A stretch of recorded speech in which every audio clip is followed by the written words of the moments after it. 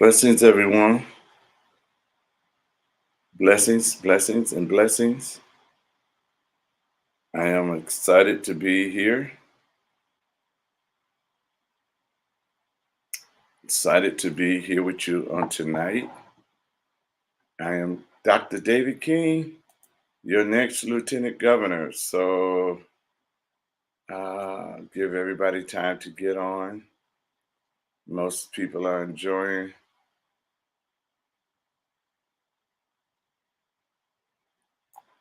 Uh,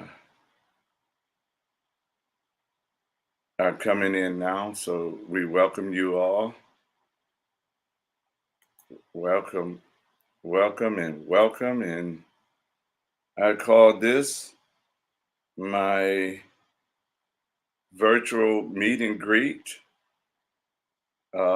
We got 30 days before uh, the election, the primary. So um, this gives you an opportunity to talk with me, chat with me. All righty, that is great, man. For those that haven't made up your mind on who to vote for in this primary, this gives you an opportunity to ask whatever questions you would like to ask. And that way, we can get to know one another. And so I am here and just looking at everyone. So share with your family and friends those that have not made up their mind who they want to vote for. This will give them an opportunity to know a little bit more about me. So this is why we're doing our show tonight. So we just want to welcome everybody. Hey, J. Rod, how you doing, sir? I am good, sir. I'm good. I I'm not tired. I took a nap, so I got up and I'm ready for uh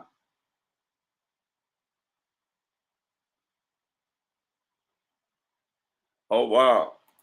That's great, Destiny.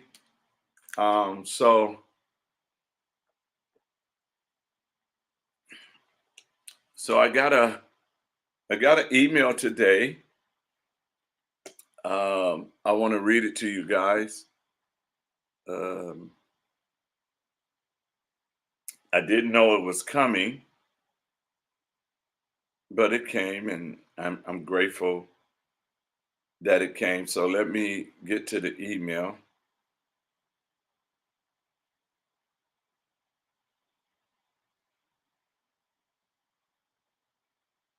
Um, One second,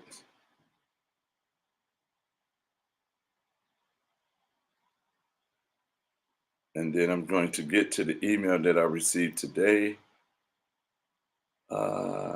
Where is? Oh, here it is. Let me just read you guys the email. Hello, Kat. Kat, share with everybody you know. Share this video so have we can have time to talk. Okay, this is what the email says. Dr. David King is a proven leader as a businessman, member of the clergy, an advocate for the community, has contributed to helping those in need, are unmatched in this field of candidates for the office of Lieutenant Governor, and his ability to think critically and independently is truly unique.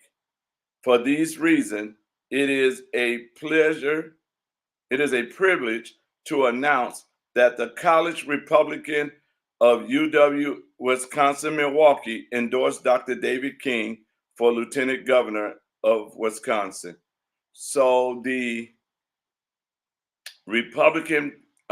college Republicans of UWM has endorsed me. They sent me uh, this morning, and I just want to say to them, it's an honor. Thank you. Uh, thank you, and thank you.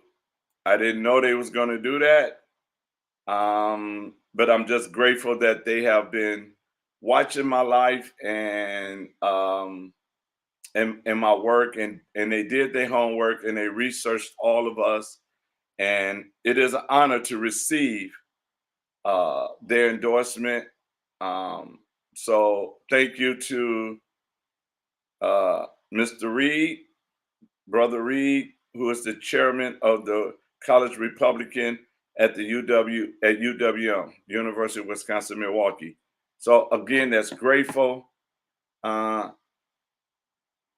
for the endorsement. It's an honor. So tonight is a time where you guys get to know me and I get to know you. And I see people on here. So what I want y'all to do is I want you to type where you at. I want you to type the area of Wisconsin that you are in. And so I know where you guys is coming from. In a minute, we're gonna start questions. So when you ask your question, just put in what area of Wisconsin you are um, asking the question from, because I really want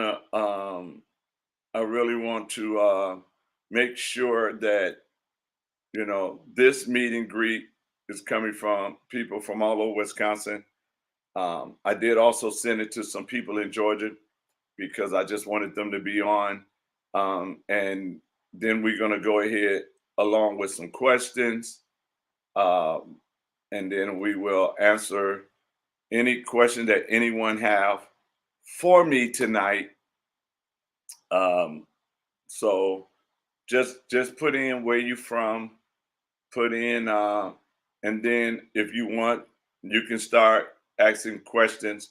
And the people that still up in the area and they're not sure who they want to endorse, then I'm asking you to um, could send them a text, tag them into the show, let them come on and ask the questions that they might want to ask.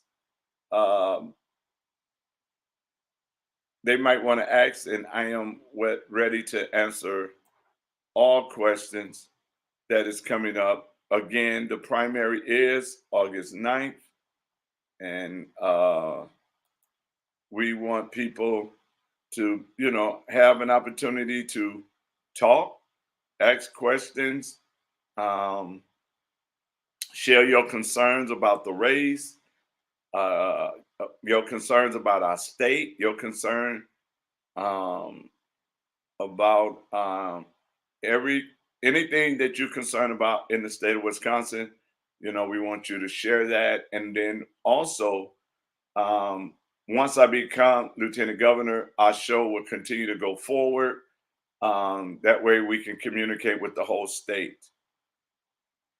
Yes, that's right, Kat. 1 month from today is the big day, and uh, okay, we have Sheboygan here.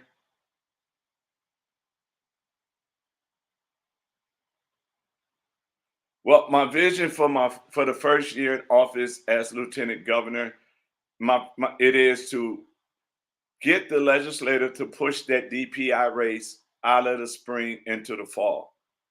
That way, we can get a strong conservative to run for that office, so we can get rid of Common Core, CRT, SEL once and for all.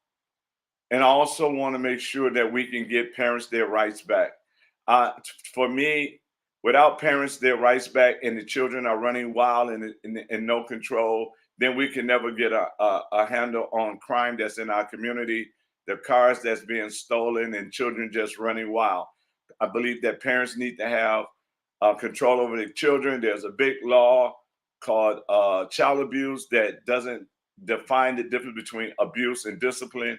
I believe that the parents need to have full control to bring some discipline and correction um, in a child's life. And so those are the two major things. But at the same time, work with the small, with family farms, work with business owners to start a I don't really want to say a movement, but to start a operation to have people return to work and help the people that have not able to work or have not returned to work go back to work so the farmers can have their labor that they need, and the business owners as well can have the people they need.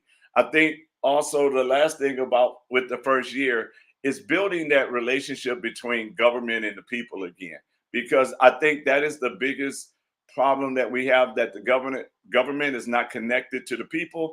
And I think that we need to bring that build that bridge again and make sure that we stay in touch with the average person, that and to show the average person that your concerns is our concerns.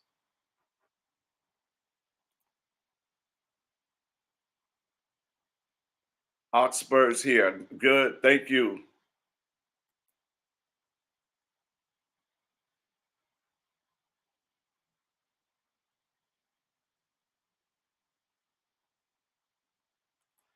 You know, when we talk about the deadbeats, I think that they're not really deadbeats. I think what happened was the system was designed to spoil them, to tell them you don't have to work. We'll just give you money and relax. So that way it'll affect our economy. And it is always designed to push people on the government plantation and not work at all. So, I don't think everybody is a deadbeat. What I do think that a lot of people ended up spoiled with all the free money and the stimulus, and some is just sitting around waiting on another stimulus check. But if we let them know no more stimulus, it's time to go back to work. It's time for you to provide for your family. It's time for you to be able to dream again and go after the American dream. Go back to life, liberty, and the pursuit of happiness. I think we just got to give people that opportunity, and some we got to just show them how what they need to do to get to the next level. So, you guys, I mean, we have a lot of issues in our state. And so we just got to get people to get up and go back to work and go back to dreaming. And one of the problems is we cannot continue to listen to mainstream media, because mainstream media is designed to program us and to beguile us, like the Bible says, the serpent beguiled Eve. So we cannot let mainstream media beguile us. And what do I mean by that? Many of us never wanted a pizza until we saw the commercial, or ice cream or whatever. It wasn't on our mind, but they beguiled us. What they began to do is they tempted us. They made it look so good. And so what ended up happening is the mainstream media is telling people it's hopeless, and telling people watch out for the next wave of the coronavirus, and watch out for uh, police officers. They are so mean, and watch out for anybody that wants you to have your own. So what we have to do is we have to make sure that we detox a lot of people from the mainstream media and get them to go back to working. Let's see.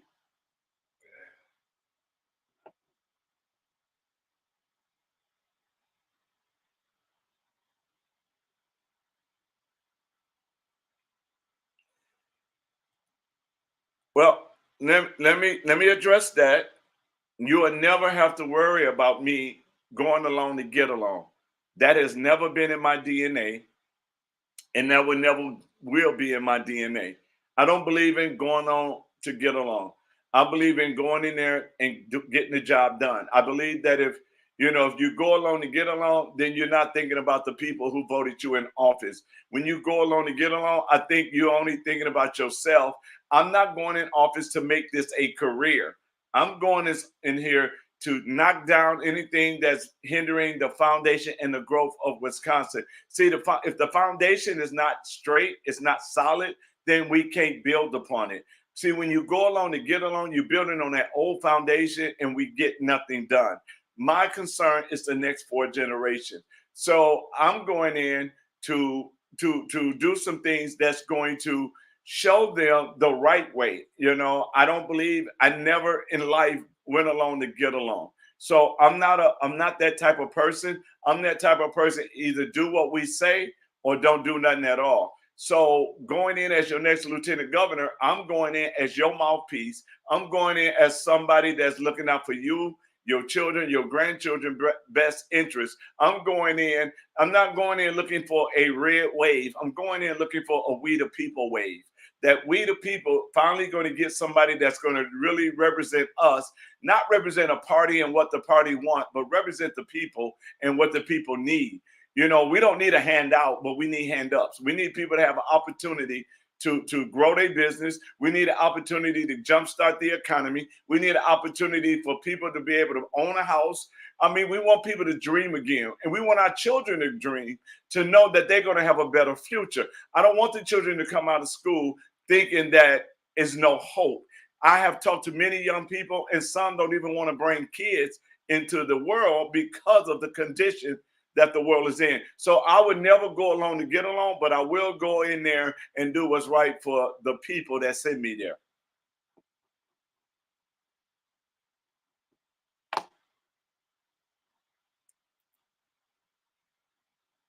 So Russ, what area are you in? You know, we want everybody to share their area as they coming in. Please let us know, how do we get federal government out of state government? We get the federal government out of state government by pulling out the 10th Amendment. Now, that's going to be a bold statement. That is something that's bold. So, like the red flag laws. See, once they do those, if we pull out the 10th Amendment, we don't have to honor that red flag law. There's a lot of things that we don't have to deal with. We really don't even need the Department of Education. We can do our education system from a state level, but it's going to take leadership that is bold enough to make the bold moves. See, we got to make, sometimes it takes bold decisions. When I manage $1 million companies, my job was to go in and fix it. And sometimes I had to make some bold moves. So I would tell the owners, or I would tell my boss, I'm going in and make these moves. But when I make these moves, people is not going to like the moves that I make, but they're going to love the results. So sometimes we got to make some bold moves where you might not like the moves that we make, but you'll love the results. And sometimes we got to make bold moves to tell the federal government, just like other states have done, and say, we're not going to play your game and we're not going to fall for it. So sometimes what we end up have to do is be willing and bold enough. True leaders make bold statements and make bold decisions. And that's what we need for Wisconsin right now. We need true leadership that's going to make bold decisions that is going to help we the people. Let me whoa, y'all bringing them in now. I kind of like this, but wait a minute. Let me catch up. Let me catch up. Let me catch up.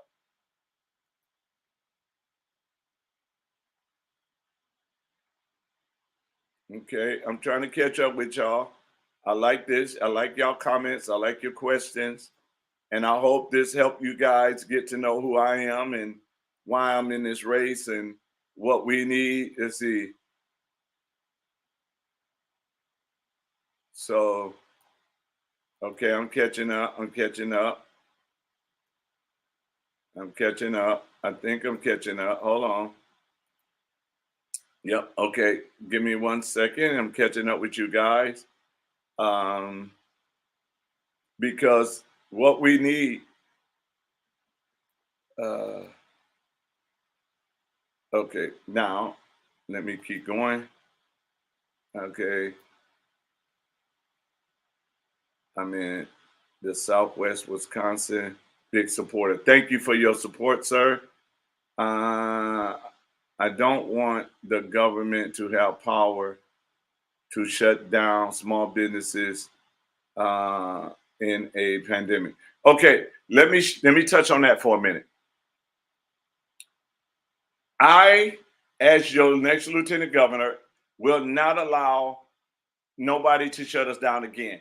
And what do I mean by that? You don't have the power to shut them to not let them shut us down. Even if the governor calls for a shutdown, then I'm going to stand up and tell you do not close, and then I'm going to give you everything that's going out. I have not only do I do research, but I have a team of people that does research for me. Even when COVID came out, I had people that was helping me and doing research. You know, my personal doctor is a holistic doctor, so we look up everything, and then we will make everything visible. We will make everything available because knowledge is information. So we will give you the information, and then you, as a business, you as an individual will make that decision whether you want to close. And if you don't close, I will stand with anybody that don't want to close, don't want to shut down. That's why you put me there. You putting me there to fight for you. You're putting me there to represent you. So I will do my everything in my power. I will stand up with you. I will come to your business. I will help you open up your business. We will, if the mainstream media will not do anything, we will go live just like we are now. We're live on YouTube, Facebook, Twitter, and LinkedIn. We will go live, and we will go through Rumble. We will go through any social media that we can find that will help stand up with us and fight for we the people. No more government overreach. I do not believe in government overreach. And the only way we can shrink government if that we start to solve problems. Solving problems shrinks government. Government will not shrink any other way until we start to solve problems. And I know other people say, well, we can shrink this department and this department. But here's the thing. If the problem is not solved and you shrinking that government, then guess what? You got so many people that fall through the crack.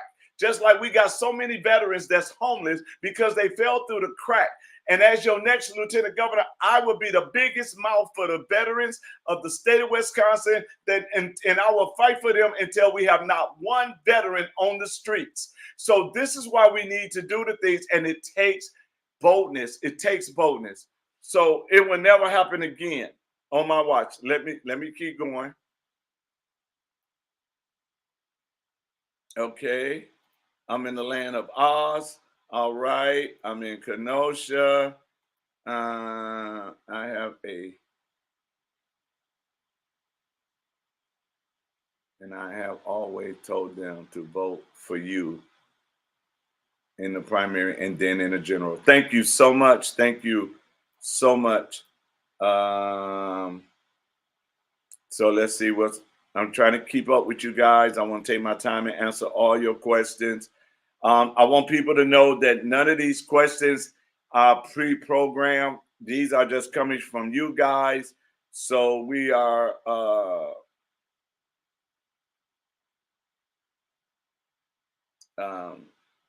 you know, so whatever you guys want to know, share this link with people now so they can come on and they can ask this question because of the fact that this is what we need right now. We need true leadership. We need true leadership that is going to represent the people. Okay, I done caught up. I think I caught up with everybody. Let's see.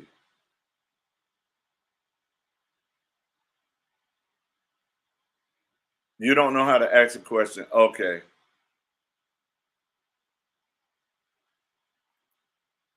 Doug on tap. Okay, Doug on tap. Hey, Doug.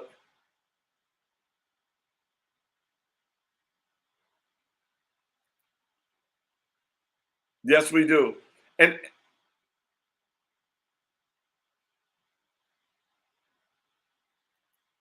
okay, wait. I got to go back to this. I got to go back. Let's see. Let's see. My short-term goals. My short-term goals.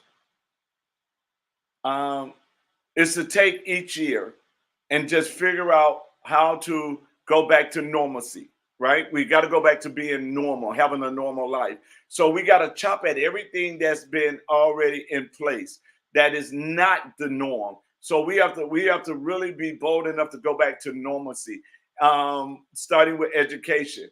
If the education system don't go back to normal reading, writing, and arithmetic, then we're going to be in trouble. So we have to make sure that we go back and start to fix the education system. And what I mean by normalcy, I need us to go back to the petty arguments. What do I mean by the petty arguments? The petty arguments is my grass is greener than your grass, and my grandchildren are cuter than your grandchildren. Those are the normalcy that I'm looking for. I'm looking for us to go back. You have people say, well, you can never go back. We can go back. We don't have to accept what they're doing to us. The problem with us is we're just accepting.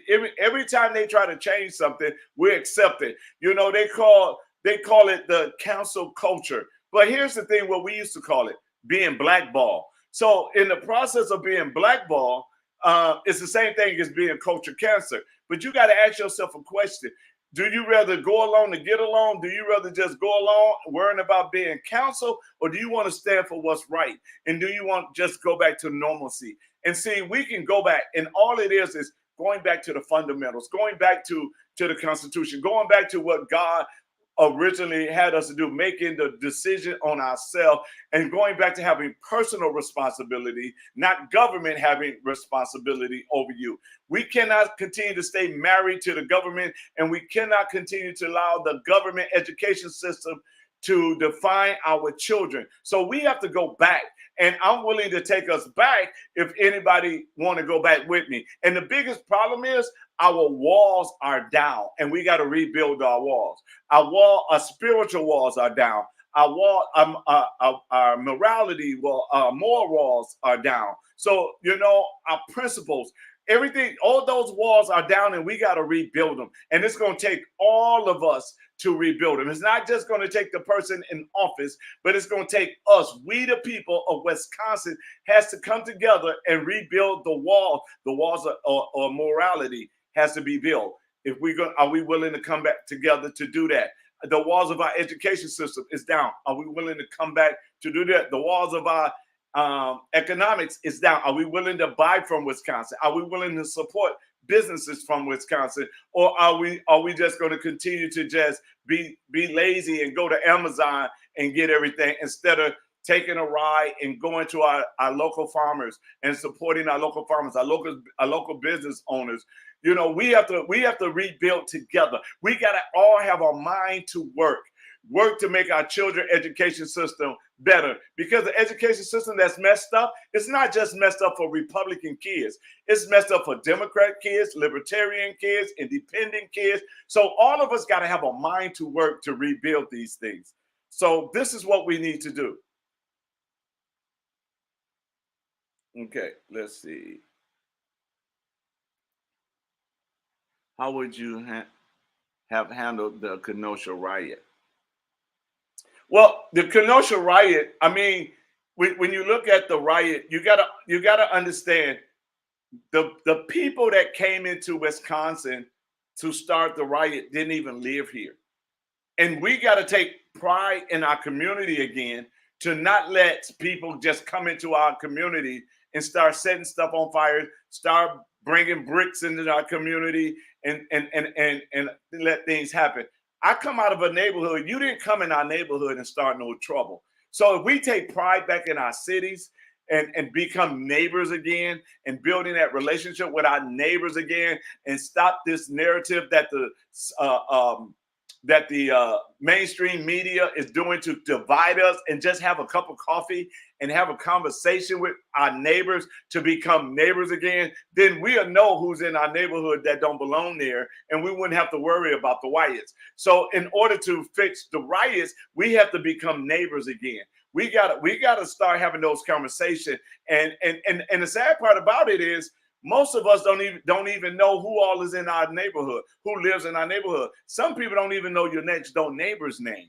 So we got to start being. The Bible says, in order to have a friend, we must be friendly first. So we gotta start being friendly again and saying hi to people and become more concerned about people and building those relationships, because when you build those relationships as neighbors, then you build a stronger community. So then those things will not happen, because we know who's supposed to live there, who don't live there. And if everybody start taking pride, you're not going to let them burn down your neighborhood where you got to go shop, where you got to go. But if you don't and nobody cares, then this is why everybody is clowning. So we have to come together and build relationship.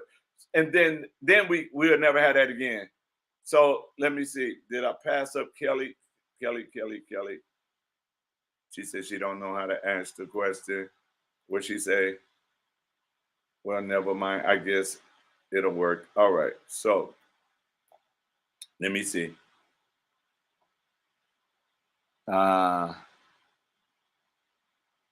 We know that abortion is absolutely.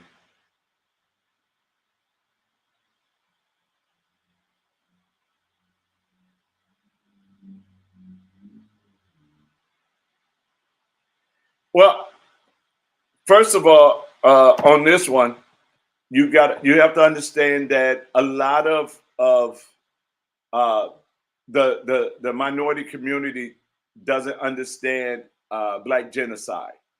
They might hear the word, but they don't really understand Black genocide. For example, half of the Black population was aborted. There's 42 million Blacks, and there was 20 million aborted Black babies. So we have to educate, and because of the Black family that have been destroyed because of government, war on poverty, the Black family is not as strong as it was in the past. And so normally you would have a father and mother in a Black home. But when war on poverty came, it separated so many families. So until we can educate the Black community on Black genocide and Margaret Sanger and how the Planned Parenthood was orchestrated and structured and set up, and how they put Planned Parenthood in the Black communities, then it's going to always be a war, and that war is not just a war on abortion, but it's a war on knowledge. And so we have to educate. Again, knowledge is information. So we have to educate people into those things that will once you know better, you do better. We all have heard and said that saying. Oh, y'all coming in now for real.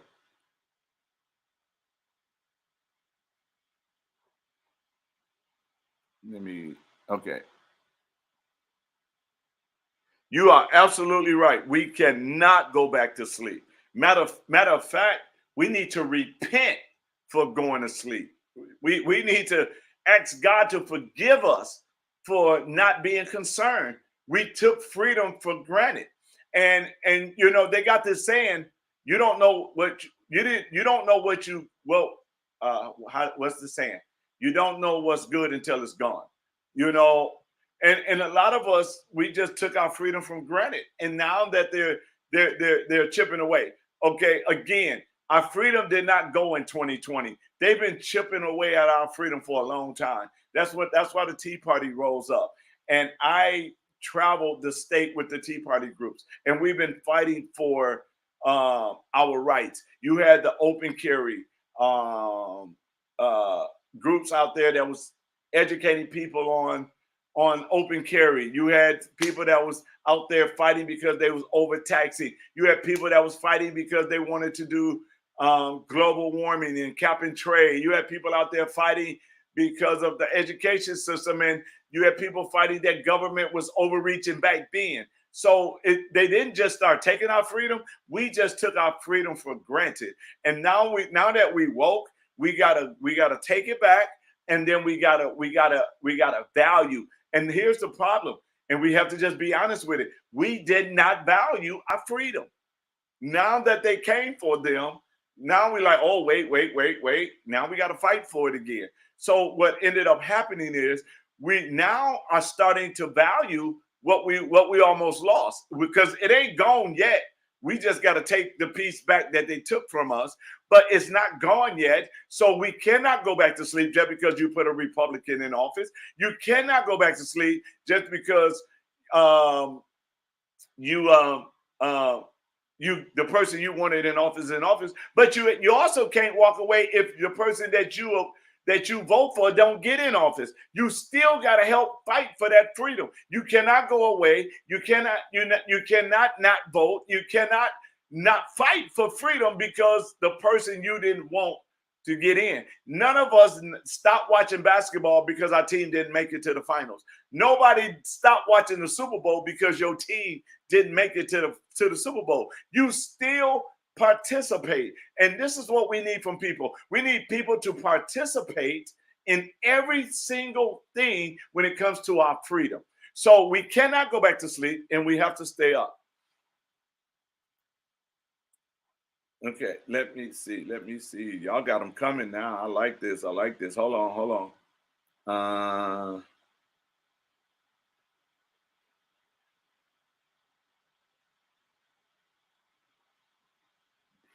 We are done. We have to stay involved and get back and not go back to sleep. Yes. One of the things that I will be doing, and I said it and I'll say it again, a lot of my shows, the Wisconsin Revival Rally shows, I will be doing from my office in the state capitol. I will continue to connect the people.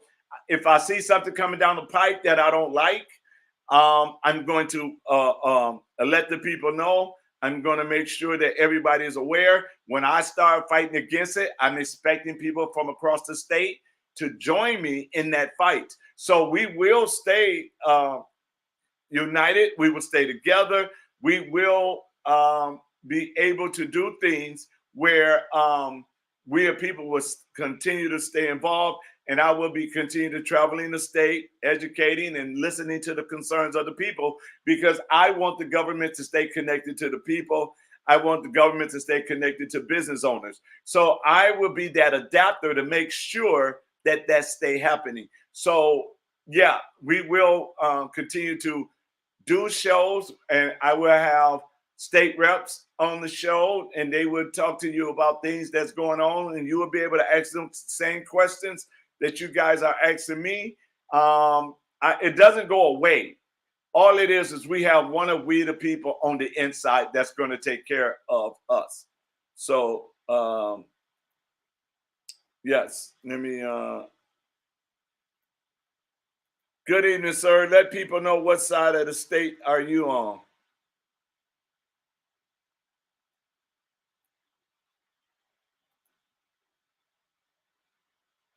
What is your opinion of Wisconsin not allowing Supreme Court ruling? For example, the Supreme Court already ruled unmarked forklift vehicles are illegal, yet Wisconsin still uses them.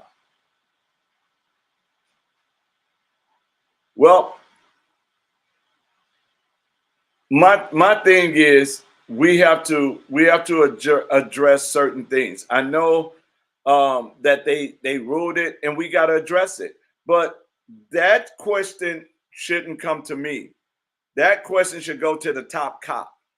Whoever the attorney general is going to be should ask this question. So I think that this question really needs to go over to whoever the attorney general is going to be. So while they having their debate, this is an excellent question to see if the top cop is going to go along with what the Supreme Court says about those law enforcement unmarked law vehicles are illegal. So that's who have the authority. So this question we should give to one of them to see how they're going to answer it, to see if they're going to enforce the law. So because that's their arena. Good evening, everybody. Okay, thank you, thank you, thank you.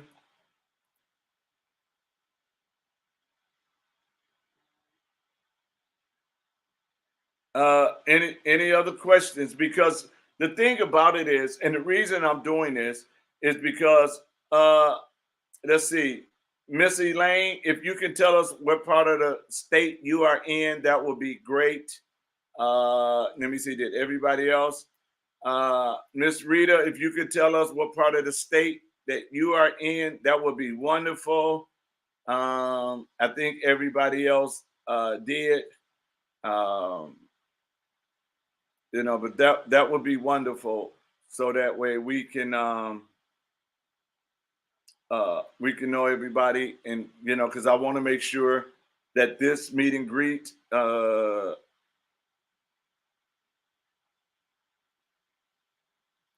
Okay, Dane County. All right, Lake Mill, Southeast. Okay, so and this is what it's about. It's about you guys getting to know me, and this is why I did this virtual meet and greet, so you guys can get to know me. You guys, I am transparent. I'm not trying to do anything. I answer any question that you have. I hide nothing. I'm not ashamed of nothing. Um, so whatever question you might have, um, you can hit me with them, and if I don't know the answer, I would tell you I don't know the answer. But one thing about a great leader, if you don't know the answer, you know how to go get the answer. So I will not shy from any question that anybody have, and I think this is one of the reasons why the University of Wisconsin Milwaukee College Republicans have endorsed me, because they know I'm transparent and that my work has evidence that I have done the work. And I'm not ashamed of anything. I'm honored to be able to allow God to use me to do things that I'm able to do through my life here in the state of Wisconsin. And I just want you guys to know and understand that what you see is what you get. I'm the same at church. I'm the same at home. I'm the same in the grocery store. I'm the same in the restaurant. I'm gonna be the same in at the state capitol. But I will say this: one of my first order of business is that the moment we swore in, we're going to ask the state of Wisconsin to go on a 3-day fast with us. And after the fast, after the 3-day fast, on the third day, we're asking everybody to meet us at the rotunda at the state capitol. We're going to have worship. We're going to have worship. We're going to pray. We're going to ask God to forgive us. We're going to ask God to heal our land, because we want God to be Lord over Wisconsin again. The Bible says, blessed is the nation who God is Lord. So that is what we're going to do. We're not beating people up with the Bible to try to get them to convert or anything like that. What we're going to do is place God in his rightful place, because man's wisdom will not fix anything in the state of Wisconsin right now, but the wisdom of God will fix everything that we're dealing with. So let's go back and see what's that. Okay, bam. Any thoughts on MPS and how can that sinking ship can be turned around? Yes, one of the things that can turn it around is universal school choice, where the dollar follow the children. And let me tell you what I mean by that. If you live in a town and all you have is a McDonald's, then that McDonald's can treat you any kind of way. The line can be long and slow. The bathroom can be dirty. The food can be cold. The fries can be cold. The dining room can be nasty. But if you wanted to go out and eat, you just had to go to McDonald's. But the moment you put a Chick-fil-A in that town, now McDonald's has to stand out. They got to change the way they treat you. Their food got to be hot. The line got to move fast. The bathroom have to be clean. The cashiers has to be courteous. The dining room definitely have to be clean. Everything got to be fresh. Because why? Because they know they're about to lose money. So if you put universal school choice where the dollar follow the child, oh yes, a lot of things will change in MPS. And the moment we move the DPI rates out of the spring into the fall rates, then I think we will see things change. And if we put cameras in all the classrooms to watch the classroom and see what they're really teaching, and make it really transparent, then again, I think we'll see a lot of different things change. The thing about it is, again, we have to be willing to take some bold steps, because in order to stop a ship from sinking, you got to plug the hole. So we got to find the hole. And most of the money in MPS stays in administration. It doesn't go down to the school level for the teachers and everything. So now when you redefine child abuse, and you give parents their rights to discipline again, and you untie teachers' hands where they don't have to try to be the parent, but they can go back to teaching. I like to call it the three-chord commitment, or the three-chord covenant. And what do I mean by that? The teacher go back to teaching and they commit to teaching. The parent go back to parenting and being involved into the classrooms, helping out the teachers, and then the student committing to learn.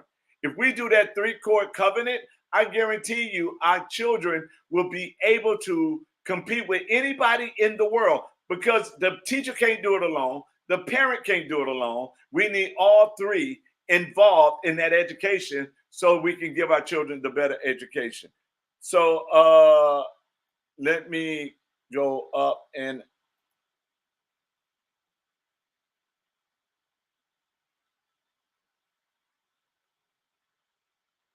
I would have to look into that to see if we would bring her back and everything like that. But I want what I would love to see in the tourist industry for us is more than just, I mean, Wisconsin is a beautiful state. And so I want every part of Wisconsin known. You got, I was in Kiel, Wisconsin. I was in Kiel, Wisconsin, and where we had the meet and greet was a historical place right by the waterfall, right by the dam and everything. It was a beautiful place. But nobody know the history of that place. So I don't want just the major places to be the major place to be just on the tourist agenda. I want all the places, the small places, the history of Wisconsin uh, to be a place where everybody goes. And so, I think the smaller places, the small cities, as well as the large cities, the hidden jewels. There was a lady, she passed away. She lived in Mayville, and she had a beautiful bed and breakfast, beautiful bed and breakfast. And I stayed there. And she started telling me the stories of her when she was dating one of the Kennedys. Those are things that people want to know when you're doing things. I want to know the life. I don't want to just know. I want to know the history of something. I want to be able to connect with that thing. And I think that's what we need to do. Not just a major place where everybody, the money goes to the big places, but what about our small towns that has history too? Our family farms and everything that the blood, sweat, and tears of a family put in. I think we need to look at all of those places. So, that's where I stand when it comes to that.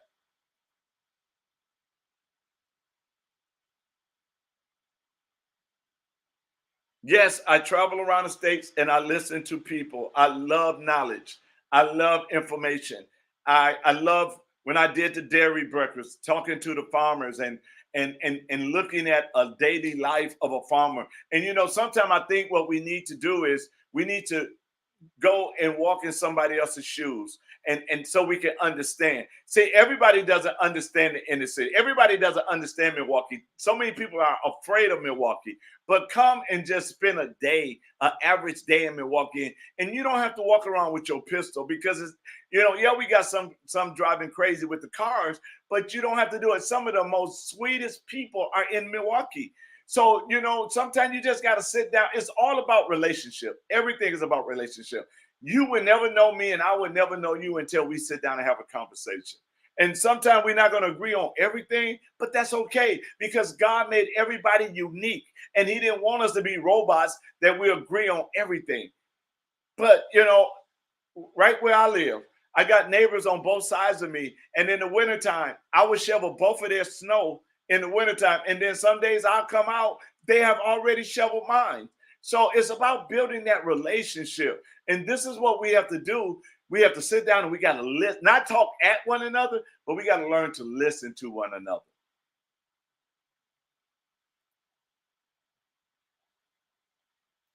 Okay, let's see. All right, wait a minute. Let me go back. I'm trying to catch up with you guys.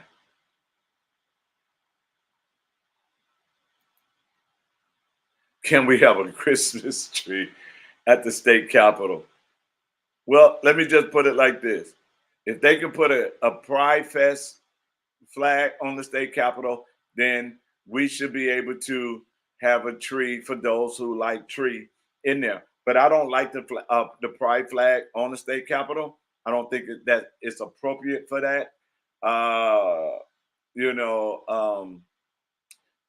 I don't see them doing Resurrection Sunday, doing, as some people call it, Good Friday. They don't put a cross up there.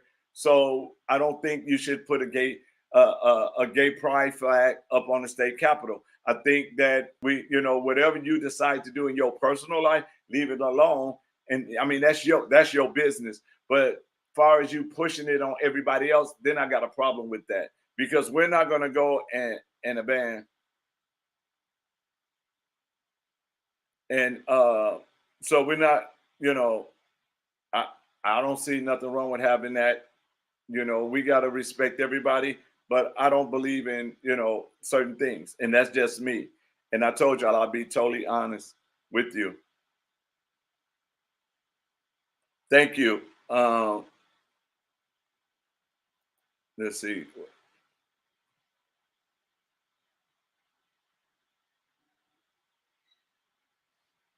The dollar doesn't go through the classroom in a lot of places. And those are the things that we have to understand and realize. And we got to make sure the dollars follow the child and it gets to the rightful place. You start messing with people's pockets, I guarantee you that they will change some things. I guarantee you they will change some things the moment you start messing with money. You mess with that money, they're going to change because they're going to want that money. So they're going to change and they're going to upgrade to compete for our children again. And this is something that needs to be done.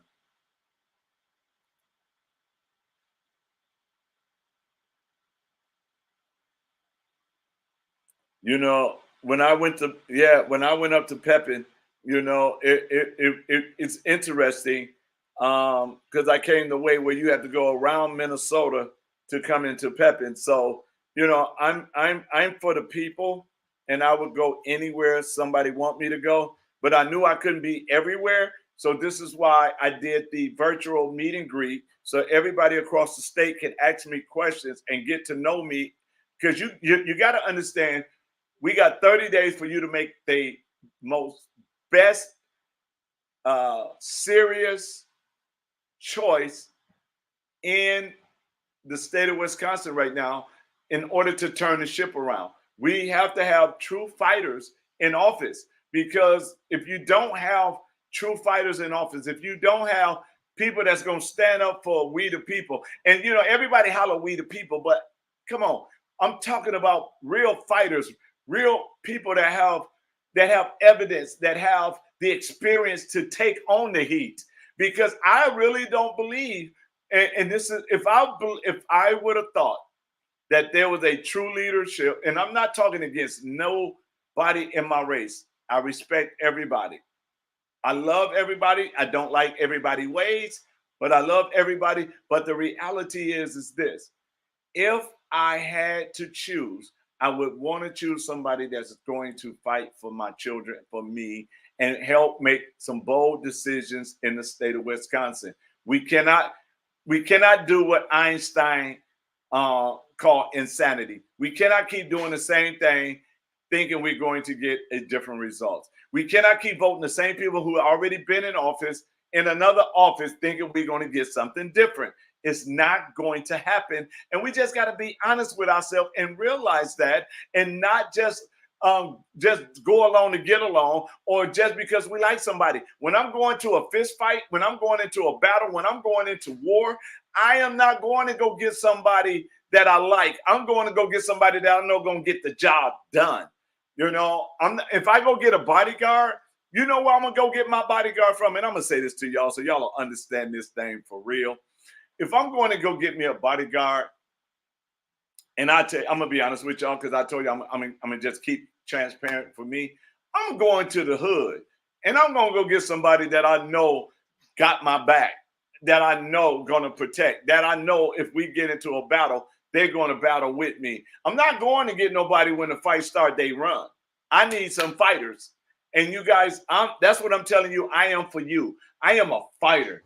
I'm a person that whatever you say about me, it don't bother me, because it's 6 boys in our household, and we say some harsh things to one another, and we love each other, and we say some harsh things, and sometimes it's stung, but we still love each other. We're brothers. We fight for each other. If I call them right now and told them I'm having problems in Milwaukee, and my brothers is in California and Georgia, if I call them and says I'm in distress, I don't have to worry about it. I know they are on their way. So because they love me. So and if they could talk about me and they can say something that sting, what do you think about somebody that is not in my household? If you don't like me, that's okay, because that's your business, and I would never get in your business. I'm not there for you to like. I need you guys to trust me that I'm going to go in and do what's right for we the people. I'm not going along to get along. You don't have to worry about it. Politics will not change me, but I promise you, I will change it. It will never change me. All right, so let's see. I'm trying to catch up with you guys. Hold on. Let's see.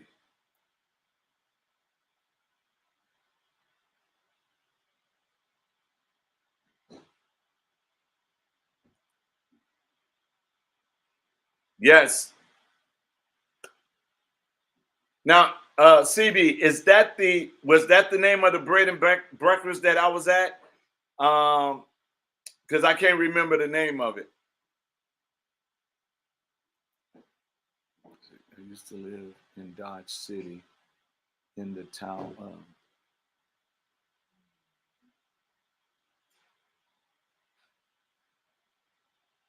Oh wow. Okay. And see, this is what I'm talking about.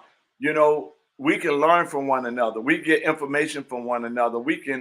Uh, we can get some things done. Y'all do me a favor and make sure y'all sharing this. If you got some people that you know that don't really know who to vote for, tag them in this. Let them come on and ask some questions as well.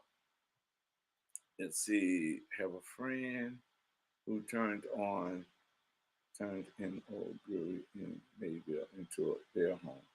Awesome.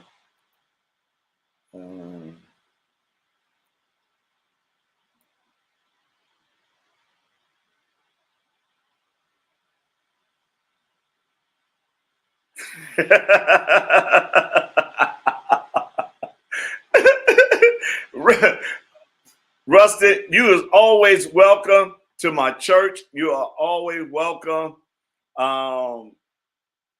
Anytime. And I don't need a fire extinguisher. You'll be all right. If you're on fire, that's because the Holy Ghost got you. So you'll be good. And we are already looking to open up some ministries across the state, up by Wisconsin. I believe it's Wisconsin Rapid or Stevens Point. I haven't seen Noah Alone here yet. And also, we're also looking to talk to some people in Nacita to open up ministries. So yeah, we're already on our way. What she say? It was fire in there this morning. Okay.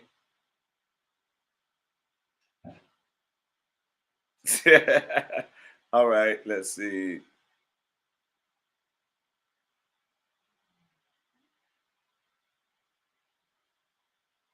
Yep. I think that was the name then. That I believe that was at the time a good friend of mine, Tracy, was the mayor of Mayville when I was there, and it was beautiful, and I had a great time, great time there. And so, um, yeah, and I love traveling, and I love um, learning from other people, and I love helping other people get information too, because again, knowledge is information. So,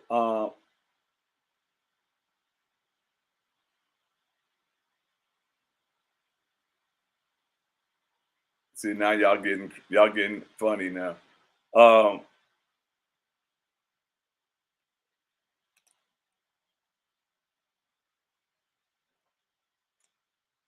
when we look at this, when we really look at this election, we have to really sit down and make some tough decisions, tough decisions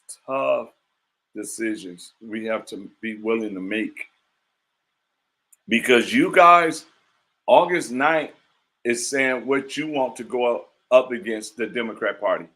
August 9th is saying the team that you put together on August 9th, you're looking for them to defeat the Democrat Party.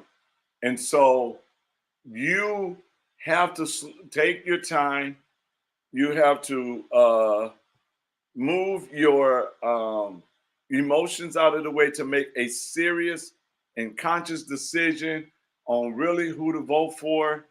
Um, you have to really understand that, can this person beat the Democrats? Can these two people beat the Democrats? And I tell people all the time about me, and I say this: the difference between me and the other seven, the difference between me and the other seven is this: them and the governor, whoever the governor candidate be, will be like Batman and Robin. Me and whoever the governor candidate be would be like Green Hornet and Kato.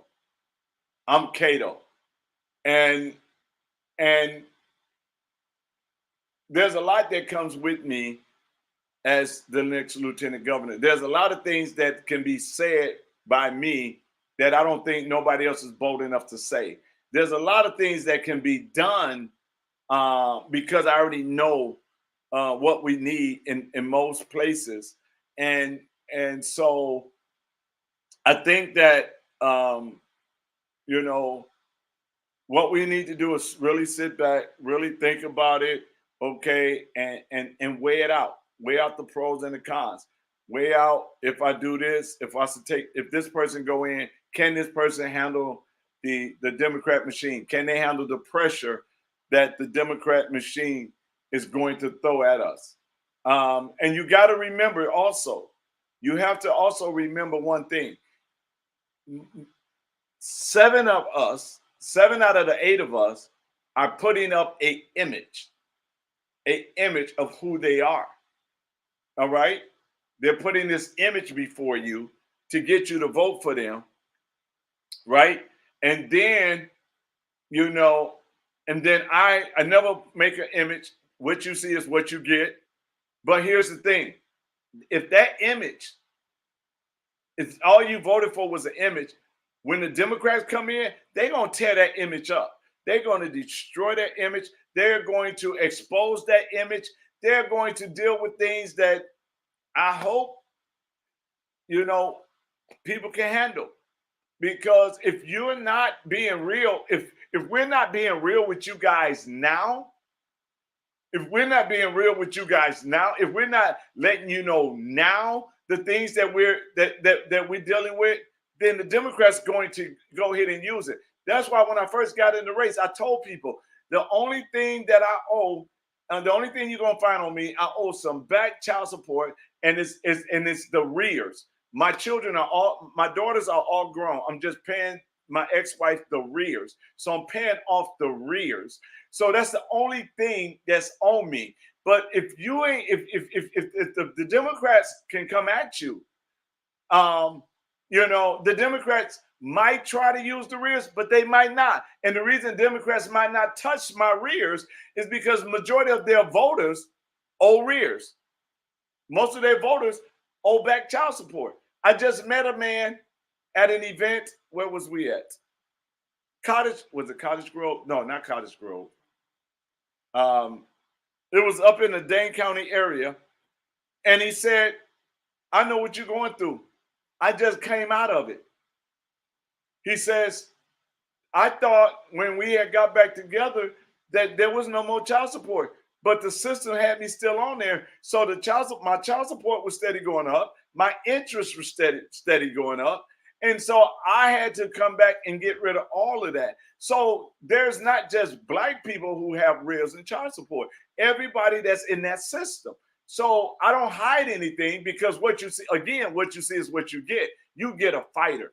But if you vote for an image, and if you think that image going to beat the Democrats, it's not going to happen.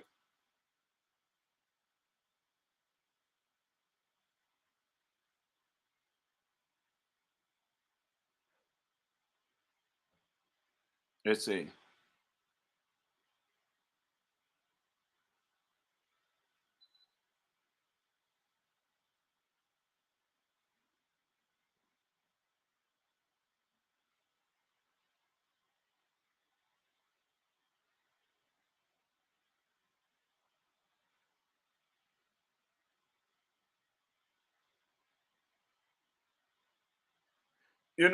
I think we need a full investigation on that, and I can't wait till we get a new governor that we get rid of. Everybody's talking about the WEC, but we need to just totally get rid of it, and we need to put it under the Secretary of State, like most states does.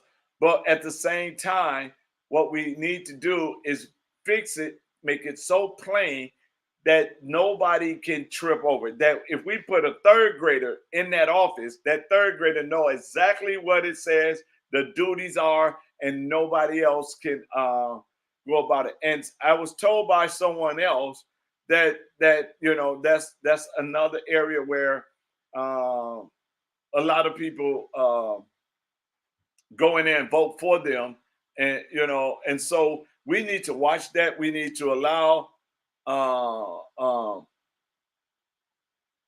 We need to make sure that they don't stop you guys again.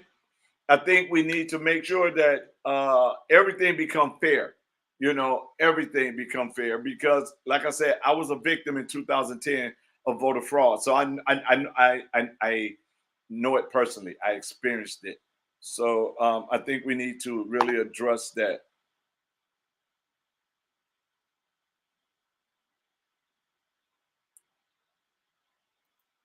Let's see what Russ saying.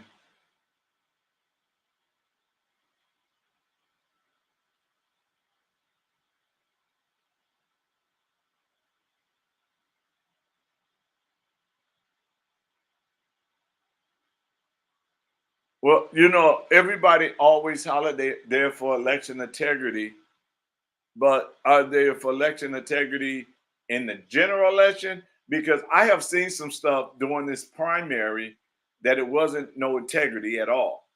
I have seen stuff happening where people say, "Well, it's not about that," and you know what? I've seen it, no integrity. On, if we be honest, everywhere.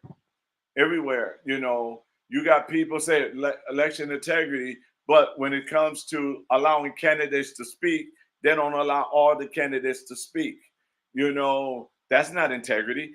You says, okay, there's no endorsement, but we still see them working behind the scene. That's not integrity. I guess, and then what people use is they say, well, people have the right to do whatever they want to do. So so if you talking about election integrity, when you got people say, well, I'm not going to vote if my candidate don't win, that's not election integrity either. So I mean, we have to, everybody have their own definition of what integrity is, or election integrity is, or what's a fair in an election. I mean, if we're going to do it, let's look up the definition and let's follow the definition. But everything else, uh, okay, this person says,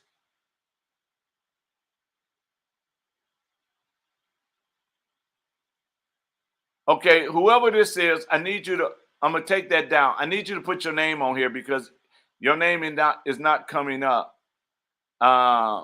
It's not coming up. Because we want to know who are we talking to. We want to know where you come from. So I want to be able to know who we are addressing. So because your name didn't come up, I need you to put your name up, and then I'm gonna put that back up. I'm not gonna put it up. I just want to know who we're talking to. That's all. So whoever just put that, the biggest problem up, can you just put your name? Oh, that was you? Oh, okay. I don't know why it didn't come up either. All right. The biggest problem with election integrity was the legislators failed to fire every single staff member and make them reapply for the job. And you know what? This is what I'm talking about. This is accountability. This is what we need to do. And sometimes they don't want to, they're not going to want to deal with uh, making that decision to fire, making them reapply. I think what we need to do is I think what we need to do is until then, I think they need to be fired because anybody. Here's the thing about it. Not only should WEC be fired, but I believe that, and this is just me, anybody that did not stand up for the people, not just voter fraud, not just what happened in the election, but because they didn't stand up for what happened in the election, they didn't stand up for and those that stood up for the election didn't stand up for the state being closed, didn't stand up for churches being closed, didn't stand up for small business owners being closed, didn't stand up for CRT out of our school system, didn't stand up for unmasking our children. So, yeah, some might have stood up for election, but what about the rest of our lives? Nobody stood up for that as well. So if we're going to do it, we can't be a one pony show. We gotta have the whole pie. And we got to address the whole pie, not just one part of the pie, but we need the whole pie addressed. So when we look at it and we're talking about it, we need to talk about it from every angle because while we was focused on the election integrity, they shut us down. While we was focused on election integrity, our kids are a year behind in school. Our small business owners are still struggling. Major companies can't even get employees. People have lost their jobs because of mandates. The CRT that's in our school. You got people acting like cats in the school and litter boxes in the school. You have 3 middle school being charged with sexual harassment because they didn't use a pronoun. So yes, election integrity is very important, and the voter fraud is very, very, very, very important. And yes, it was stolen. So we know all of that. But what about the whole pie? So we have to have some people that's focused on everything that is dealing with our everyday life. And nobody that was elected stood up for us. And we need to recognize that, and we need to address that. And why would we give somebody a promotion if they did not do it? Why would we take 2 state senators and give them a promotion when they didn't do nothing for us during the most critical time of our state? And you're right, Kevin. Integrity and character is on this ballot. It's on the ballot. And you guys get to choose that. You guys get choice to choose what is it that you want. Do you want character or do you want an image? Do you want image or do you want character? Because that's what you're voting right now. You're voting character versus image. So you have to make that decision on exactly what it is that you might want.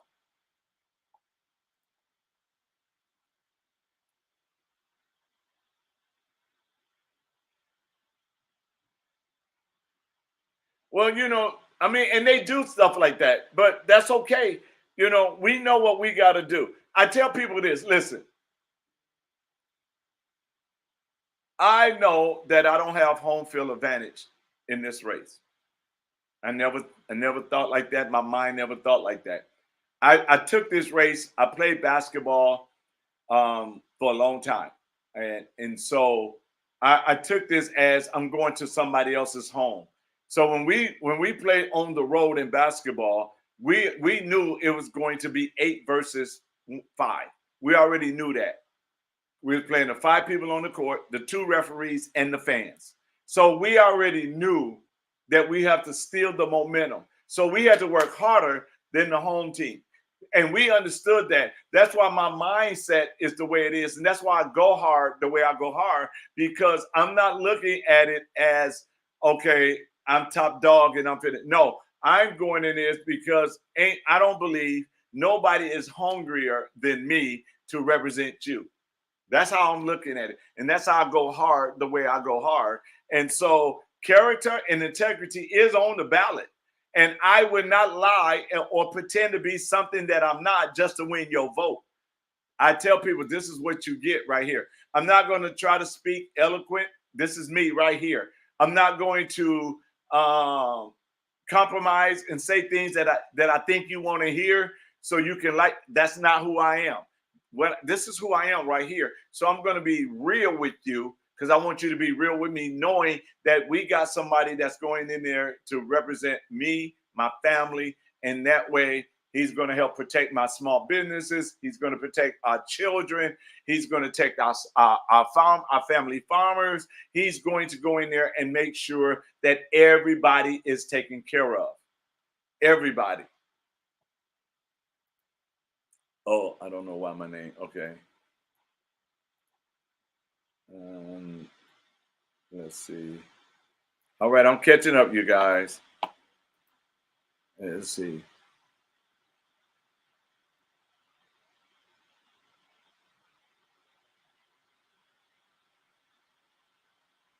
Well, I'm still kind of confused about a couple of people that's in our race, and I tell you why. You had a mayor who didn't run for reelection. Okay, I know because he couldn't run 2 races, and I get that. But you got 2 senators who could have made more difference in that Senate seat by making sure the laws that come out protect we the people than sitting in the lieutenant governor's seat where you don't make no laws. And one was the 3rd most powerful Senate at the state capitol. And now he's sending out literature saying he's going to deal with voter integrity, voter fraud. But you could have did that in your Senate seat, not in the lieutenant governor's seat. So the thing is, why are they leaving the seats that they have power to change the laws to go to a seat that has no power? Well, I know it's second in charge of the state, but at the same time, and so I'm glad they're in the race because it made me go harder. But these are some of the questions you got to ask yourself, and why they sending out literature to say what they are going to do when they didn't even do that when they was in the Senate. So that's just something to think about. Okay.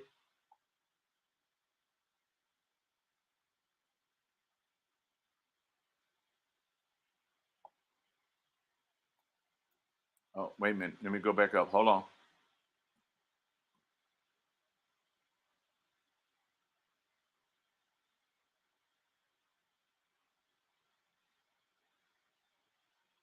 Right, and that's why I say we got the duties of the Secretary of State. If we put the election back in their hands, the duty of the Secretary of State have to be so plain that a third grader, if that third grader is in that seat, because it's so plain, they'll know.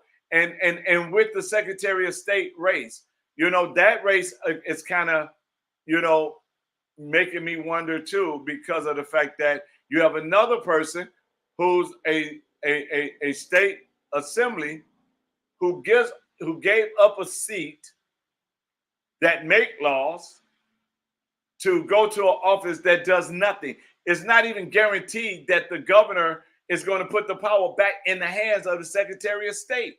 So when you start to look at this, what are they trying to do? What are they trying to set up? What are they trying to accomplish? That is it, and is it going to benefit we the people? So we have to start slowing down, move our emotions out of the way, and just start thinking and saying, wait a minute, why is this person who gave up the right to make laws and all the great bills that they claim that they have written, why wouldn't they stay there to make sure that those bills get signed? You know, and now we got one leaving and going into the Secretary of State race where you don't do anything. So we got to come back and think. So for the Secretary of State office, it has to be black and white. There's no gray. There's no way around them doing the job that they're supposed to do. So, you know, so I'm kind of with you on the concern of that as well. So, but we have to make sure it is so plain, so plain.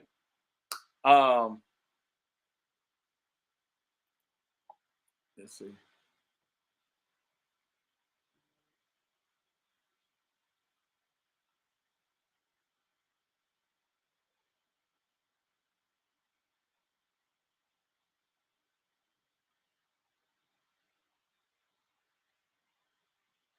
Well, let me tell you where some of the pastors was. We was at the state capitol having service. There was pastors that didn't close their churches. Like I never closed mine. A couple of pastors out of Dane County never closed theirs. Now I'm finding out there were some pastors up north never closed theirs. But the ones in the Milwaukee area, Madison area, we all met at the state capitol and we was having worship service at the state capitol all 2020, all 2020. And we even witnessed people that was protesting with Black Lives Matter marching down the street while we was having service, and they stopped marching and came into the service. So you had some that was out here. We was out here having service at the state capitol all 2020. We even did Pentecostal Sunday, well, we called, but it was Pentecostal Saturday. We did in 2020. We did Pentecostal Saturday. We had Pentecost. We had ladies out there with their Sunday hats on, and I mean it was beautiful. We had even Pastor Villa,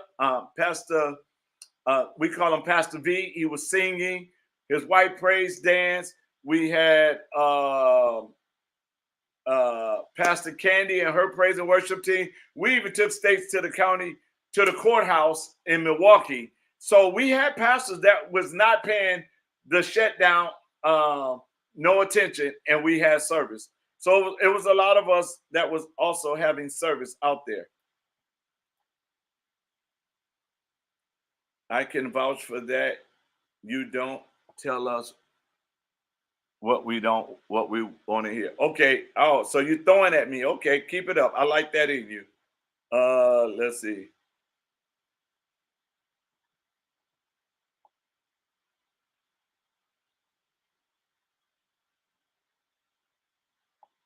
Yep. So we've been out there. Pastors have been out there. We didn't listen to the shutdown.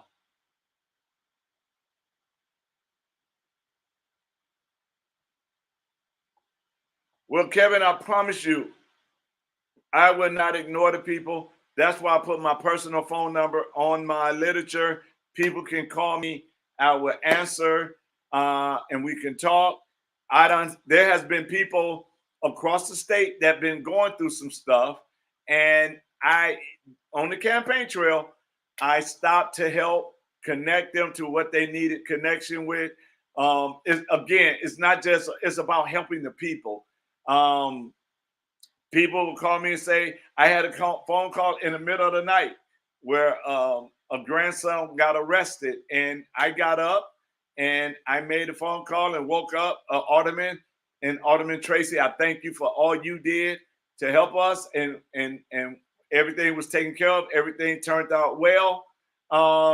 This is when you go into office, you're going in as a servant. You know, you got to be a servant leader. You can't just go in there thinking, okay, I'm in now. No, the work starts once I'm in. Once I'm the lieutenant governor, I'm there to serve the people of Wisconsin. And the people of Wisconsin will not be ignored by me because of anything. I will do my job to serve the people of Wisconsin, and you will finally have a lieutenant governor that cares about you and not a career. I'm not caring about a career because I know caring about you might not get me reelected. And I'm okay with that. But I'm willing to take the next 4 years and represent you and get you true representation than worrying about building a political career. It's about you, the people. I'm catching up, you guys. I spent kind of hours with you and Rosie, and you have never changed your message. You are a man of your word, and you have been out there with the people more than any candidate I have ever met. You are the best candidate, in my opinion. We need honest men and women with integrity in office, and you have it. Well, thank you, thank you, thank you. Um, Thank you, Corona. I met you and Pastor Rogers at the Capitol. My life changed. Well, thank you as well. Uh,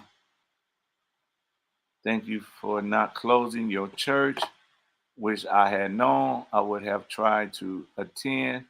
My church closed right before Easter, and it was. Oh, I wish I'd have knew too. I'd have told you, come on down. You would have had a great time. You would have had a great time. And so, and this is what it's about, you guys. This is what it's really about: being there for the people, being there to help the people, being there to make sure that the people are being taken care of. And the people that I'm helping, they are not all Republicans. People that need my help, they're not they're not they're not all of one party. Matter of fact, I don't know if they on here, but Kelly and Scott, I want to thank them. They allowed a Republican candidate for lieutenant governor to have the honor to do the wedding of their son, and they're libertarians. And I was able to marry their son, do the son's wedding, and it was beautiful. I enjoyed it. I had fun. So it's not about just a party; it's about we the people. And so, you know, um, same thing with Democrats. I have helped so many, did a couple of their weddings. So it's not about a party, it's about the people. And if you're a person of character and you're a person of integrity, it doesn't stop, or I do not help you because you got I help you because you need help. And that's what we need right now. We need leadership that's going to help everybody. I'm at the middle. I'm in the middle. And I want to just say to everybody, meet me in the middle, but have a mind to work. Meet me there because the truth is in the middle. So meet me in the middle, have a mind to work, have a mind to make Wisconsin better, have a mind to make our children's life better, have a mind to make the economics better, have a mind to make Wisconsin more safe again, have a mind to work. Get ready to roll up your sleeve because it's going to take all of us. Again, it's not going to just me in office is not going to do it. It takes all of us. So we all got to have that mindset to want to get it done. And so this is what you get from me. You get true leadership. And leadership is a person who's looking for power. But true leadership is a person who wants to empower the people. And that's what I'm here for, to empower the people.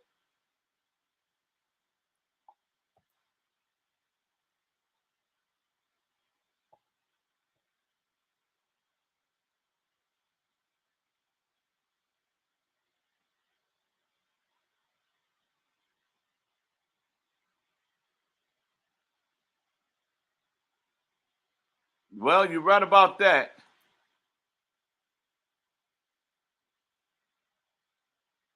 Okay, let's see. Let's see.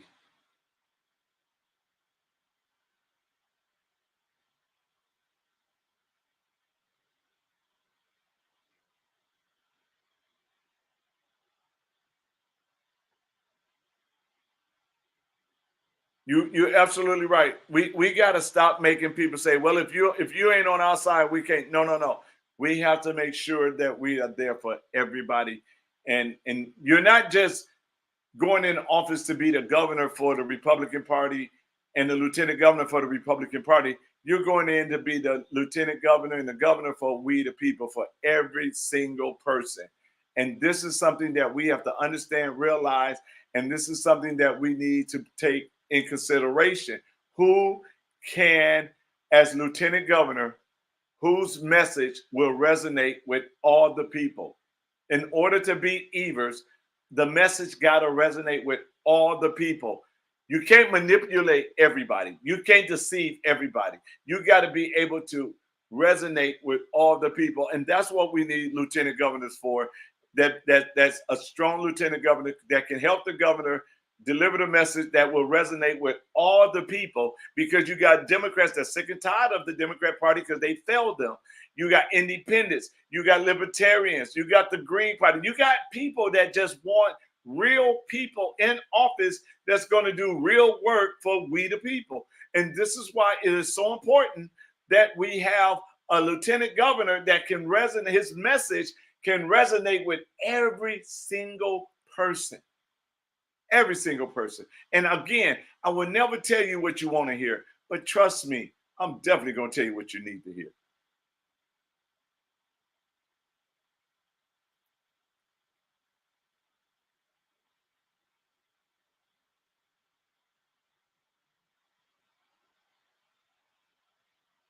No, I would never do that. And not only that, people that supported me for lieutenant governor, and then when Jonathan Wickman dropped down to lieutenant governor, they left me and went to Wickman. I still love them. I tell them I love them. I tell them hello. I check every now and then on them and see how they doing, because it's not about that with me. I know at the end of the day, you're going to make a decision that's going to put the right people in office. So I'm not going to be mad because you don't support me. I tell people, I earnestly tell people, do your homework, your research, vet every last one of us, and then put down who can stand against the Democrats, whose message going to resonate against the Democrats, who is going to be able to bring those people that are stuck in the middle over to vote to get rid of Tony Evers. That is the question that we have to ask.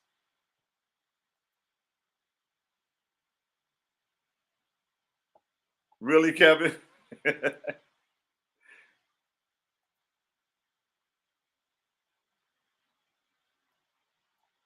I think that we have to really, really look at this and say,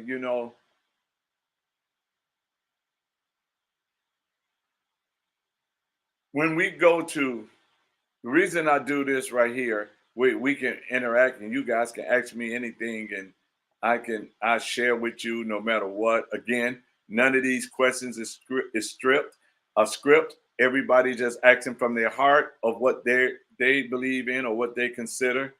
Um, I believe we need someone that can do that. And the thing about it is, when we go to Reagan Day dinners and Lincoln Day dinners and meet and greets, and you only got 2 minutes and 3 minutes and 5 minutes, that's speed dating.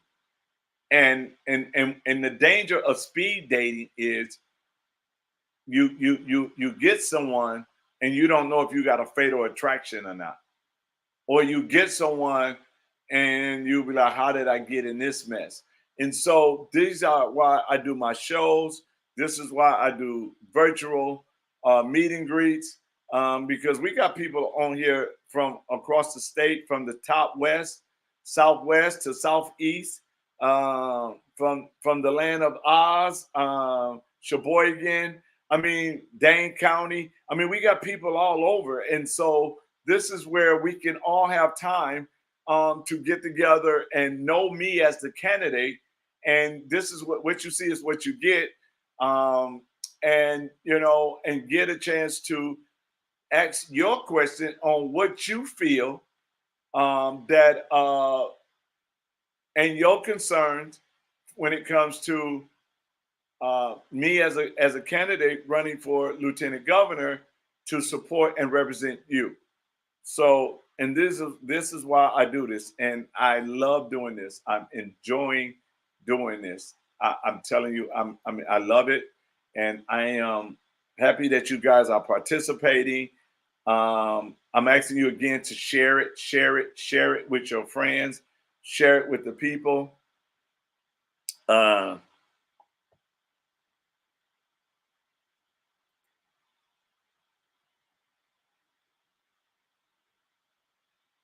okay, well, let me tell you what could go wrong with speed dating.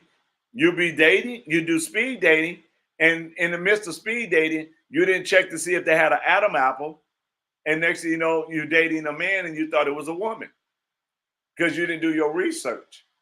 It was just real fast. They looked at in your eyes, they looked at kind of good. That's where the image come in at.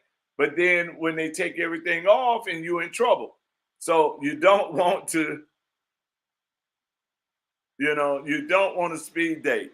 So I'm encouraging you not to speed date. Get to know a person because I ain't gonna put that picture in your head. I ain't gonna go there, but you know what I'm talking about. So if you don't really know a person, and many of us in our younger days, I tell you like this. Yes, that is definitely how New York.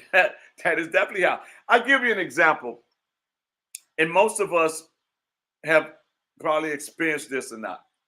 Have you ever been in a club, in a nightclub or a bar, and the lights was low, and you was talking to somebody, and you've been talking to them all night, and conversation was okay and everything, and all of a sudden the light comes on, and what do? You try to hide to get away from that person because what you thought they looked like is not who they really was. Well, that's what most of the time we get in the election. You get these people who build these images of themselves, but then when the lights come on after August 9th, you be like, oh my God, what did we do? What did we do? And now we lost another election. We can't afford to lose another election. So we have to make sure that whatever we do it right. We move feelings out of the way. Even though I had some people uh, the other night, the other night, uh, where was it? Where was I? Cottage Grove. The guy was like, I'm tossed between you and another candidate. And I'm like, okay. But then when they start to hear me talk, they says I'm not tossed anymore. I like this person. This person is a really, really nice person. And I like him. But you're the man for the job. So it's okay to like somebody, but you got to sit down and think about it. Is that person the man or woman for the job? And it's not always when you sit down and you start thinking and you start vetting and you start understanding, they're not for the job. And so this is why it is so important that we do these kind of things, that you vet us. I told y'all from in the beginning that that's out there. I didn't lie about anything. That's why when they try to use it against me, it didn't work because I told it first. And if you expose yourself when somebody else try to expose it, it won't work. So you got if you start vetting people, you got candidates that done some things that some of you women would not be happy about. You know, Some of them got DV, domestic violence, and all of that stuff, you know. But you guys got to be able to look that up for yourself. I'm not going to call no names or anything like that because that's not me. But the thing is, in every race, you have to look at who's the best. You guys are the boss, and you got to hire the most qualified person to represent you on August 9th. We got 30 days. And today is the 9th. We exactly got 30 days. So in these next 30 days, what is it that you bring, you know, what they bring it to the table? You got to have a strong, strong tag team, governor and lieutenant governor. You got to have a strong tag team. One or the other can't be weak. We saw that with McCain and Sarah Palin. You cannot be lopsided. They got to be strong together by themselves. So when they come together, there'll be a powerful team. And that's what we need right now. We need a powerful team. We need people that's coming together, people that are willing to say, you know what? If we put these two together, we have a chance. If we put these two together, we might can lose. If we put this one together and this one together, we might can lose. But if we put two that will make the scale even, then we can win. But if one is lopsided, we're not going to win. And this is why we have these kind of shows so you guys can get to know me as the candidate, you know, and ask the questions that you need to ask. And this is why I'm telling you to share it. Share it in every group you are part of. Share it in those groups. Let people see it across the state of Wisconsin. You know, and some is going to agree with us and some is not, but that's okay. But share it anyway. They might take it down. That's okay. But share it anyway. And I know everyone that's on here, people are asking you, who should we vote for? What do you think? Who you think the best candidate is? You know, people ask me all the time, who do you think the best candidate for governor? I plead the fifth. I can work with anybody. I'm a man in authority, but I'm also a man under authority. And I know how to submit. And if the governor is doing exactly what they're supposed to do for we the people, then they don't have an issue. But if they don't do what they promise, what they promise we the people, then we're gonna have some problems. And I'm just being honest. I'm not, you know, this is me. If you don't want that, then you're not gonna vote for me. But if that's something you want, then you're gonna vote for that. Because I believe it is more important. It's very, very important that we have people that's going to do exactly what they say. You know, the Bible taught me it's better not to make a vow than to make it and break it. And I would tell you this as your next lieutenant governor, I will not sell the trust of the people. I will not sell the trust of the people. And I want you guys to know that. And I want you guys to understand that I will stand by you guys.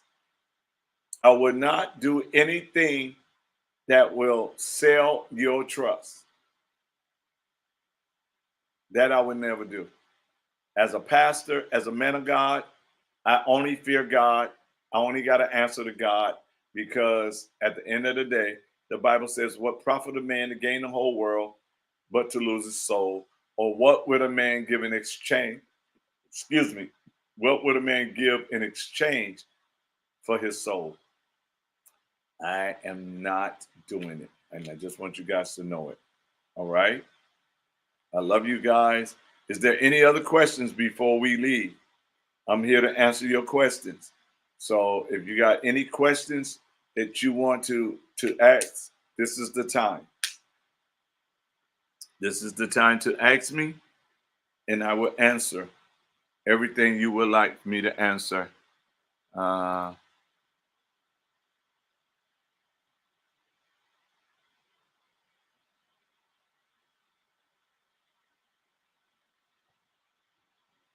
well, I can't answer for no other candidate. I only can answer for me. And I'm serious about this race. I'm serious about representing you guys. I am serious about protecting our children and saving the next 4 generations. Y'all know I've been saying from day one it's time to put principles back in politics and God back in government. And one of my opponents started putting principles back in politics on their literature. And I'm not upset about it. I'm kind of honored that they took what I said and put it on their literature because that's what we need. We need principles back in politics and God back in government. And nothing changes without God in anything. And we have seen our nation from the beginning. We saw what a nation looked like when God is God over that nation. And now that we move God out of everything, we see what's happening when we move God out of everything.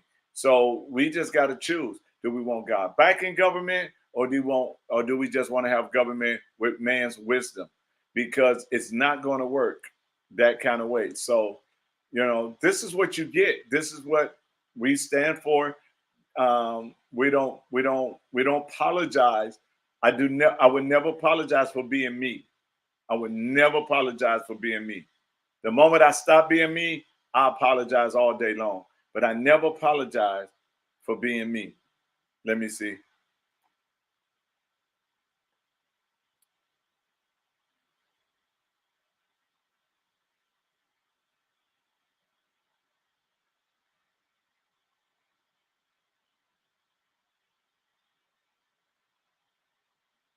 Well, thank you, sir. Thank you so much.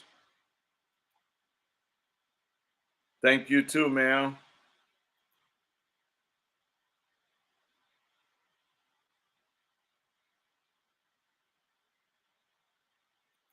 Sir, it's an honor for me to consider you as a friend. I met so many of you guys, and we are friends. You're a part of my family now. Um, and I thank God for you guys.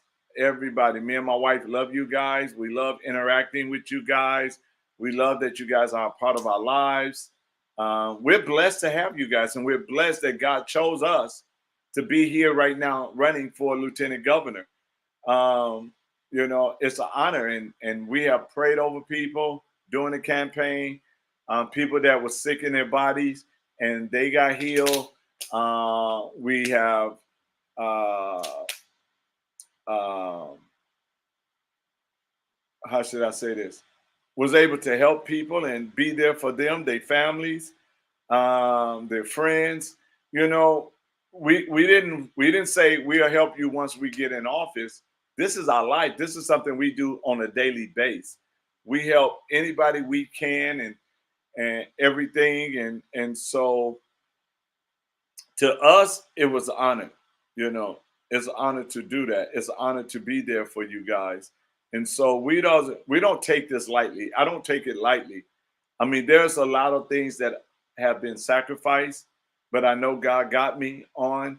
There's a lot of things that, a lot of sleepless nights. Some days I pulled over at a quick trip or a rest stop, took a nap, and kept going. And because I believe in the people of Wisconsin, I believe in the fight that we are in. And sometimes it takes a lot out of you. Sometimes you get those days where you be like, oh my God, do I got to keep going? And then you get someone saying, oh my God, thank you for being in the race. Thank you, you helped me on this or whatever. So I'm honored, you guys. I mean, when I talk about sacrifice, when I talk about it, I'm not just saying it. It is a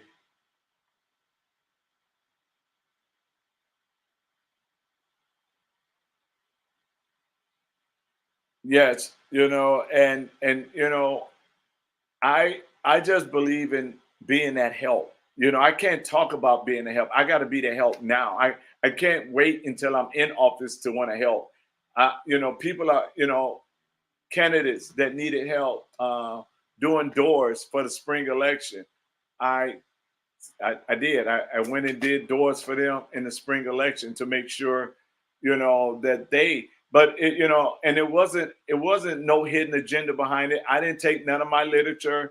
I didn't put none of my literature in there. I just did what I needed to do for the people. And so, this is again character, integrity. This is what you get. So this is what you get with me. You know, you get somebody that loves the people, and you get somebody that can resonate with all the people. So this is what you get with me.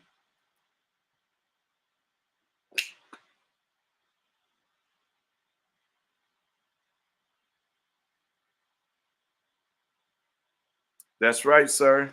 You're absolutely right. This is what you get with me, and so I'm just grateful to you guys. Again, share with everybody. Anybody that would like to ask questions, they can ask questions. You can give my phone number to them.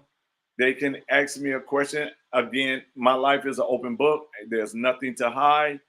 Um, so if you're in the Kenosha area, I'll be in Kenosha on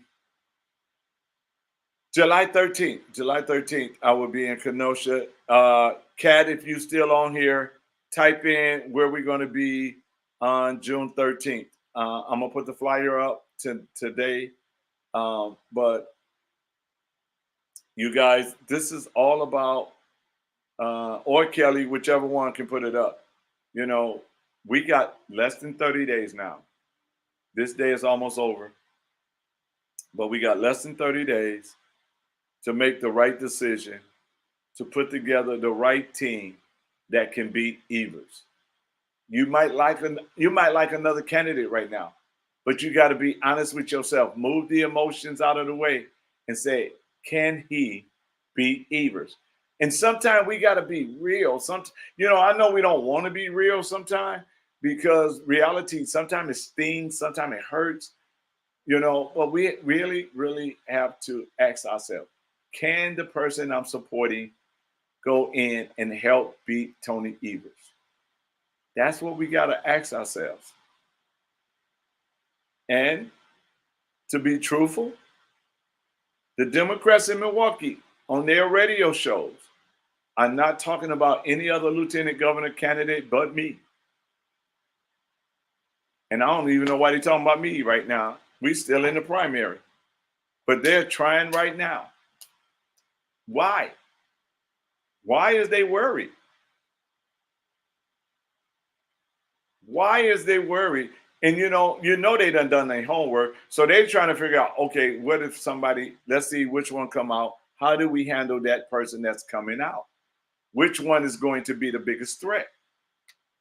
If I was not a threat to them, do you really think they would be talking about me already on the radio, on the liberal radio station, trying to discredit me?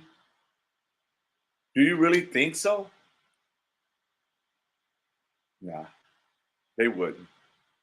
They wouldn't. They don't look in our stable. They looked at what kind of horses we have in this race. But they realized there's a stallion in this race, a real stallion in this race. So it's up to you guys, though, who you might want to represent you guys. And the person you pick, can they win? Now, let me say it this way. A real coach, just because they like a player, at crunch time, they don't put them in if they know that person ain't gonna be able to deliver the way they deliver. They put in there who's gonna get the job done. So what you guys got to do on August 9th, make sure you pick the person that can get the job done. That's what you got to do. You cannot just say, "Oh, I'm gonna pick so and so because I like them."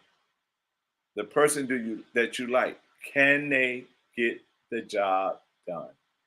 And that is something you got to ask yourself. You got to sit down and really ask yourself that question. The person I want to vote for, can they get the job done? Be honest. Can they help get rid of Evers. Because if you put the wrong person in that seat, they're not going to be able to beat Evers. We had a conservative person in the race for mayor in the city of Milwaukee, but his message didn't resonate with the people of Milwaukee. It didn't resonate. That's why he didn't win. It didn't have nothing to do with color. It has to do with the message. Color is not, it's not the color, it's the message, it's the character, it's the integrity. Can the person that you want in office, can they win? Can they help whoever's going to be the governor beat Evers and whoever come out of the race for lieutenant governor on the Democrat side? This is what we got to ask ourselves.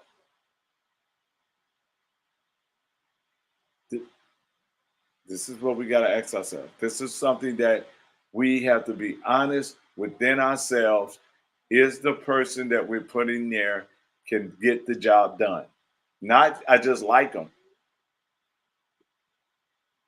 But can that image that they portray get the job done?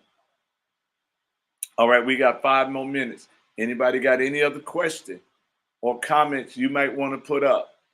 Then I'll put it up before we close.